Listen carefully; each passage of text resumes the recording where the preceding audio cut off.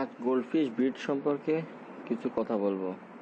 আসলে গোল্ডফিশ কীভাবে ব্রিড করাবেন, কীভাবে বাচ্চা বের করাবেন, এগুলোর সম্পর্কে আজকে কিছু বলবো। আমি নিজেও আগে ভুল জানতাম, এখন শিখেছি, চাই আপনারাও শিখেন, আমার মতন যেন না ঠকেন। আগে বলে নিচ্ছি, আমি যেমনভাবে গোল্ডফিশ ব্রিড করে আপনাদের সেটুকুই তুলে ধরবো। সবার আগে গোল্ডফিশ সম্পর্কে 3টা তথ্য আপনাদের দেবো। যারা নতুন ব্রিডার তারা এটা সম্পর্কে তারা এই 3টে প্রশ্ন সম্পর্কে তাদের জানা খুব দরকার। এই 3টা প্রশ্ন নিয়ে আমি অবশ্য অনেকের কাছে অনেক কথা জিজ্ঞেস করেছি, একজন এক এক রকম বলে, তবে আমি সম্পূর্ণ সঠিক তথ্য দেওয়ার চেষ্টা করব। গোল্ডফিশ কতদিন বয়স থেকে ডিম দেয়? গোল্ডফিশ 1 বছর বয়স হওয়ার আগে থেকে ডিম দেয়। মূলত 9 মাস বয়স হলে ওরা ডিম দেওয়া শুরু করে। প্রথমবার যখন একদম ডিম দেয় তখন আসলে বাচ্চাগুলো একটু নর্মাল বের হয়, ডিম অত বেশি পারে না, একটু পুষ্টি কম থাকে। আর কথা আমি ইনজেকশন দিয়ে ডিম পাড়ানো এখানে বলবো না। আপনি যদি অটো ব্রিড করান, ছেলে মেয়ে ছেড়ে দিলেন, ডিম পারলো, আমি যেটা শেখাচ্ছি এটা আসলে যদি আপনি ব্রিড করান, আপনার আসলে অনেক অনেক মাছের জন্য ভালো, আপনার জন্য ভালো। 2 নাম্বার প্রশ্ন হলো, গোল্ডফিশ কতদিন পর পর ডিম দেয়?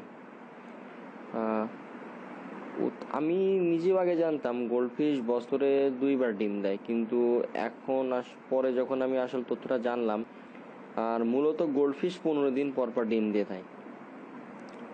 আপনি যদি চান একটা গোল্ডফিশ থেকে 15 দিন পর পর ডিম নেবেন, কোনো ব্যাপার না, ডিম নেবে, তবে কোয়ালিটি খারাপ কি যে গোল্ডফিশ আপনার সিঙ্গেল লেজ বের হবে একটু বেশি পরিমাণে, তাছাড়া কোনো ব্যাপার না। গোল্ডফিশ সম্পূর্ণ আপনার ইচ্ছার উপরেই বিট করবে এবং আপনি যখনই চাবেন গোল্ডফিশ তখনই বিট। তবে 15 দিনের আগে আমি করাতে পারিনি, হয়তো অন্য কেউ করাইছে। যারা প্রফেশনাল ফার্মার তারা সবাই 15 দিন থেকে 1 মাস এর ভিতরে ডিম নেয়। আবার অনেকে আছে 3 মাসে 2 বার বিট করায়। আমি নিজেও প্রতি মাসে 1 বার গোল্ডফিশ বিট করি। আমি অনেক ফার্মে গেছি, অনেকের সাথে কথা হয়েছে, তা সবাই বলে যে আমি প্রতি মাসে 1 বারই নিই, কেউ বলে যে আমি মাসে 2 বার নিই না, তবে 2 মাসে 3 বার বিট করে, এরকম একটা ব্যাপার স্যাপার। আর আপনার গোল্ডফিশের ছেলে মেয়ে চেনার উপায় কোনটা? গোল্ডফিশ ছেলে মেয়ে চিনা নিয়ে বেশ অনেক ঝামেলা হয়। আমি যেভাবে ছেলে মেয়ে কোনটা ছেলে কোনটা মেয়ে সম্পূর্ণ সেটুক আপনাদের বলতেছি। আচ্ছা, ছেলে গোল্ডফিশ চেনার 3টে উপায় আছে, তার মধ্যে একটা আমি বলি। যদি কোনো গোল্ডফিশের কানকোর উপরে সাদা ফোটা ফোটা কোনো কিছু দেখা যায়, কানকোর উপরে হোয়াইট স্পট, সাদা সাদা ফোটা ফোটা, ওই যে ছবিটি দেখতে পাচ্ছেন ক্লিয়ারলি মার্ক করে দেওয়া আছে যে সাদা ফোটা ফোটা যে অংশটা, এটা যদি আসে তা আপনি সম্পূর্ণ শিওরে নেবেন যেটা ছেলে, 100% এটা ছেলে। এবং যদি সাদা সাদা ফোটা ফোটা আসে আপনি শিওরে নেবেন যেটা ব্রিড করার জন্য উপযুক্ত। এগুলো বেশিরভাগ সময় শীতকালের আগে আসে, কারণ গোল্ডফিশের আদিজাত ঠান্ডা দেশের, আর ওরা ঠান্ডায় বেশি ডিম দেয়, এই জন্য ওইটাই শীতের আগেই মাছগুলো অ্যাডাল্ট হয়ে যায়, ডিম দেয়। তারপরে বলি ব্রিডিং করার উপযুক্ত 2 আর একটা উপায় আছে, সেটি হলো গোল্ডফিশের পিছনে যেখান দিয়ে বাথরুম করে, গোল্ডফিশের পিছনে একদম লেজে একটু সামনে যে বাথরুম করবে যেখানে, তার ওখানে দেখবেন সাদা একটা কিছু আছে, গোল্ডফিশের ওখানে সাদা, ওটাকে সবাই পাখিই বলে। আমি আপনি দেখেন, আমি আপনার স্ক্রিনশট দিয়ে একদম ক্লিয়ারলি দেখাই দিচ্ছি যে জায়গাটা, এই জায়গাটা ছেলেটা ছোট হবে, ছেলেটার এই জায়গাটা ছোট হবে, আর মেয়েটার একটু বড়, 2টার ভিতরে যেটা ছোট সেটা ছেলে, আর যেটা বড় সেটা হবে মেয়ে। মেল গোল্ডফিশের পিছনে অর্থাৎ পাখির ওখানে আর কি ওটা ছোট হবে, চিনবেন। ছেলে গোল্ডফিশের আরেকটা চেনার উপায় আছে, যে পাখি হ্যাঁ, যে মার্ক করে আগের বার যে জায়গাটা দেখালাম, ওই পাখিটা যদি আপনি চাপ দেন ওখান থেকে সাদা তরল একরকম করতে পারবে। হ্যাঁ হ্যাঁ, দেখেন ভিডিওতে আমি ক্লিয়ার দেখানোর চেষ্টা করতেছি। হ্যাঁ, এইভাবেই আর কি যদি আপনি বের করেন তাহলে এটা আপনার ছেলে, যদি যেটার বেরোবে সেটা ছেলে, আর যেটা বেরোবে না সেটা মেয়ে। এবার আসি ফিমেল গোল্ডফিশ চেনার উপায়।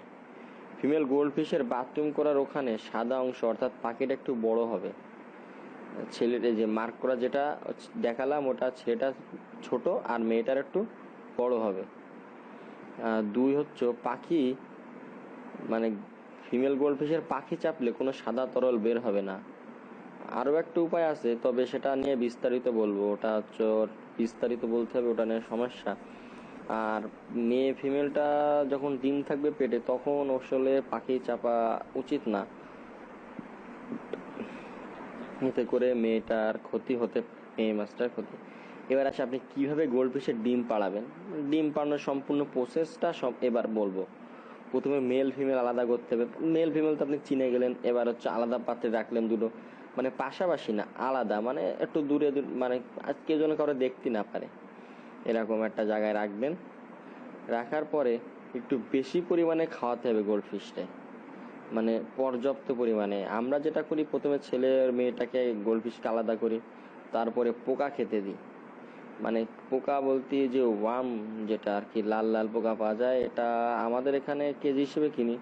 আপনি আপনার ওখানে কিভাবে পাওয়া যায় তা বলতে পারবো না, তবে নর্মাল খাবার খাওয়ালে আসলে যেভাবে ডিমটা হাতে আসে, পোকা খাওয়ালে একটা ভালো রেজাল্ট পাওয়া যায়, যেরকম আমরা প্রতি মাসে করাচ্ছি। কিন্তু নর্মাল খাবার খাওয়া এভাবে প্রতি মাসে আসলে না করা উচিত। এক্ষেত্রে যাদের বাসা ধরেন ঢাকা আছে, তারপরে হচ্ছে খুলনাতে অ্যাভেলেবেল, খুলনা, বরিশাল, চিটাগাং থেকে আর কি লোকজন ঢাকায় নিয়ে যায়। ঢাকায় কিছু লোক আছে, একজন ভাই আছে, তার নাম্বারটা আসলে আমার কাছে নেই। আচ্ছা, দেখি আমি পরের বার তার নাম্বারটা আপনারা দিয়ে দেওয়ার চেষ্টা করবো আপনাদের সবাই। এবার আসে আপনি কিভাবে বুঝবেন যে ফিমেল গোল্ডফিশটি ডিম পাড়ার জন্য প্রস্তুত, মানে উপযুক্ত হয়ে গেছে, এখন হচ্ছে আমি ডিম, মানে ছেলেটার সাথে একে অ্যাকুয়ারিয়ামে দেবো। ফিমেলের যে পিছনের অংশ আছে, অর্থাৎ যে পিছনে যে ত্রিভুজ আকৃতির জায়গাটা আছে, ভিডিওতে আমি যেখানে হাত দিচ্ছি এই জায়গাটা মেলের থেকে একটু নরম হবে।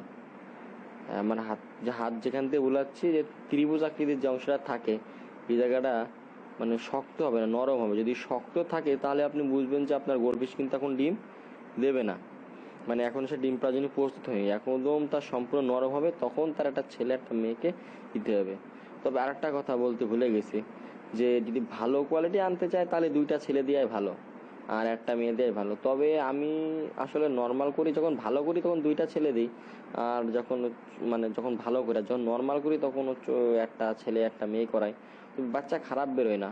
আমার এক বড় ভাই আছে, উনি হচ্ছে খুব ভালো কোয়ালিটির গোল্ডফিশ করায়, ঢাকায় সেল দেয়, ঢাকায় কিছু দোকানে সেল, মানে নতুন পানি পালে কিন্তু গোল্ডফিশ ডিম দেবে, পুরনো পানিতে কিন্তু গোল্ডফিশ আসলে ডিম দেবে না। ধরেন আপনি দুই পাত্রে রাখছেন, ছেলে আর মেয়ে, এখন আপনি ধরেন যেটাই ছেলে ছিল ওটা আসছে, আপনি ওর ভিতরে মেয়েটা ধরে এনে দিলেন, ওই যে পুরনো পানি, ও কিন্তু ডিম দেবে না, গোল্ডফিশ ওখানে ডিম দিতে চাইবে না। তারপরও দিয়ে দেয়, অনেকের কপাল ভালো থাকে বা গোল্ডফিশের অনেক থাকে, মানে ডিম পাড়ার জন্য অনেক আকাঙ্ক্ষা থাকে, সেক্ষেত্রে দিয়ে দেয়।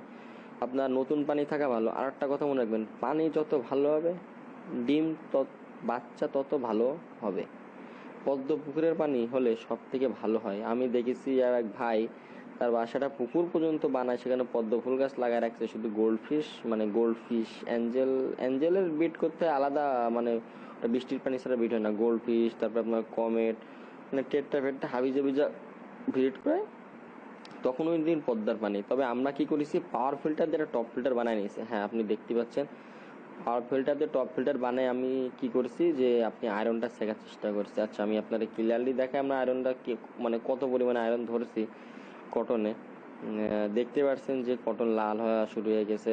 আর হ্যাঁ, ডিম বাচ্চা ডিম পানি যত ভালো হবে বাচ্চা তত ভালো পড়বে। আচ্ছা, ডিম দিল ভালো কথা, সব থেকে গুরুত্বপূর্ণ একটা কথা বলি ডিম পাড়ার সময়, যে মাছ যখন ডিম দেবে তখন অক্সিজেন অনেক কম পরিমাণে দেবেন পানিতে, মানে অনেক কম পরিমাণে দেবেন, যেন কোনো স্রোত না হয়।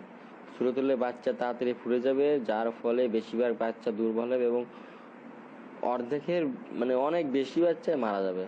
সেক্ষেত্রে আপনার একটা অনেক ক্ষতি হয়ে গেল। তাই অক্সিজেনের পরিমাণ মানে যতটুকু দরকার ততটুকু দেবেন, একটু কম দেবেন। মানে ওরা তো অনেক বাচ্চাদের অক্সিজেন কম লাগে, যাতে পানিটা না ঘোলায়। যখন ঘোলাই যাবে পানিটা, তখন এই তলের যে ডিমের যে খোসা ওটা উপরে চলে আসবে, আপনি যা খাবার দেন ঘোলায় একটা নষ্ট হয়ে আসলে বাচ্চাগুলো এমনিতেই মারা যাবে।